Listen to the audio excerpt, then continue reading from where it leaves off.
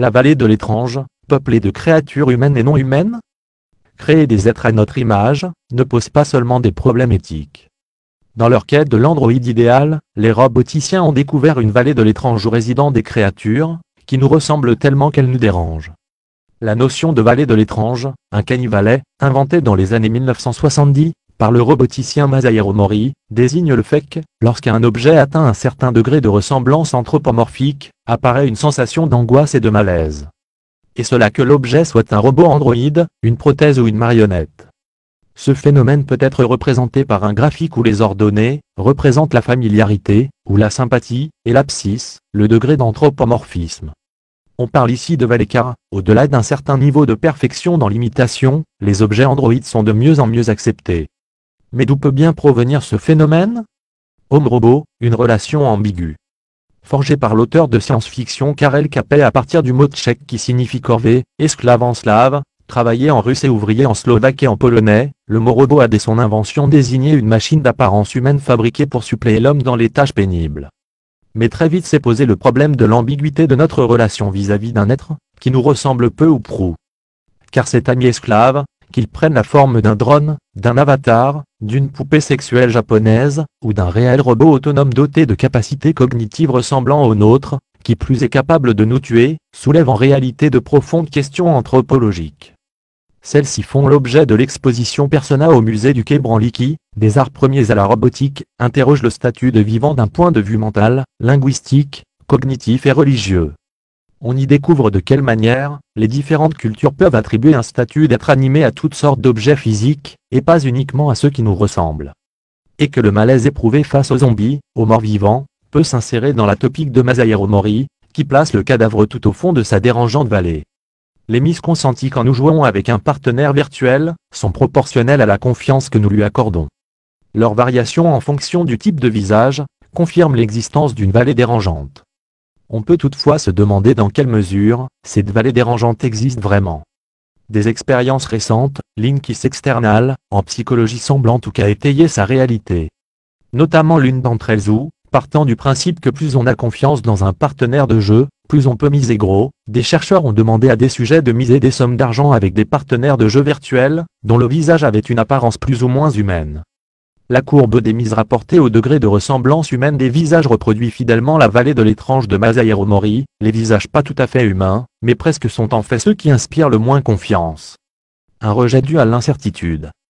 Pour Frédéric de Vignemont, philosophe des sciences cognitives à l'Institut Jean-Nicot, une des hypothèses est que le cerveau n'aime pas du tout l'incertitude. Ce robot qui vous ressemble un peu mais pas totalement envoie des informations contradictoires, vous percevez à la fois un humain et un non-humain. On sait que le cerveau n'aime pas les dissonances perceptives, il cherche à trouver une solution à tout prix face à des informations contradictoires. Le malaise proviendrait donc de l'interprétation du cerveau, mieux vaut fuir ce que je ne sais pas catégoriser, plutôt que de commettre une erreur. La vallée de l'étrange, peuplée de créatures humaines et non humaines.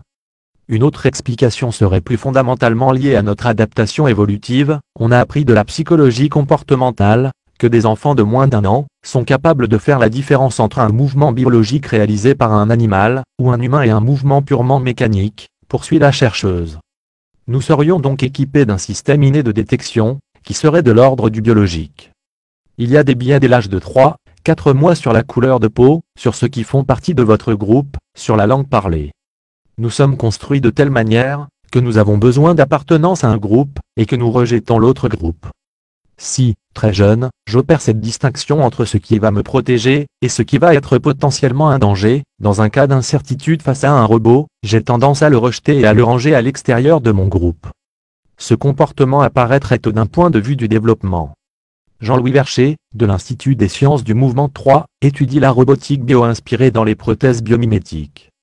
Il nous explique comment les roboticiens tiennent désormais compte du phénomène de vallée dérangeante. On s'est rendu compte qu'une prothèse qui ressemblait à une main de robot était beaucoup mieux acceptée par les patients et par leur entourage qu'une main réaliste, car elle était identifiée clairement comme une prothèse et non comme une main qui aurait un défaut. Depuis 2 à 3 ans, à la demande des utilisateurs, les ingénieurs commencent à adopter un design franchement robotique, la prothèse de main est en métal apparent, et ressemble à une pince articulée à 2 ou 3 doigts ou même à une main de cyborg. À ce genre de prothèse réaliste, les patients préfèrent souvent des modèles au design franchement robotique. En effet, de moins en moins d'amputés choisissent la main en caoutchouc imitant la peau, avec ses rides, ses veines et ses ongles apparents, qui l'ancrent dans la vallée de l'étrange. Les ingénieurs gardent tout de même l'espoir d'atteindre un niveau de réalisme suffisant pour atteindre l'autre versant de la vallée, où l'anthropomorphisme redevient acceptable. Pour l'instant, la tendance est de montrer sa prothèse dans toute son artificialité. Certains vont même jusqu'à revendiquer la dimension érotique de la mécanique, comme Victoria Modesta, une artiste amputée qui n'hésite pas à mettre en scène sa prothèse de jambe. L'empathie par le mouvement. Certains robots offrent une ressemblance non pas dans leur apparence statique mais dans leur façon de se déplacer.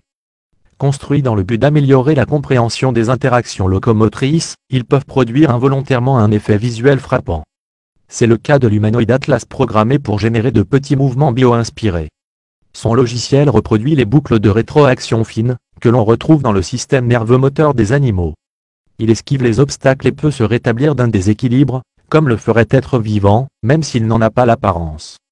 Si on donne un coup de pied au robot, on voit qu'il a du mal à se rétablir, et du coup on éprouve une émotion pour cet être qui est en difficulté. On est en empathie, il y a quelque chose de familier et à la fois distant, précise Jean-Louis Vercher. Ici, c'est le mouvement qui instaure cette distorsion, parfois dérangeante, entre l'impression d'observer un geste vivant, et le fait qu'il soit produit par une machine de métal.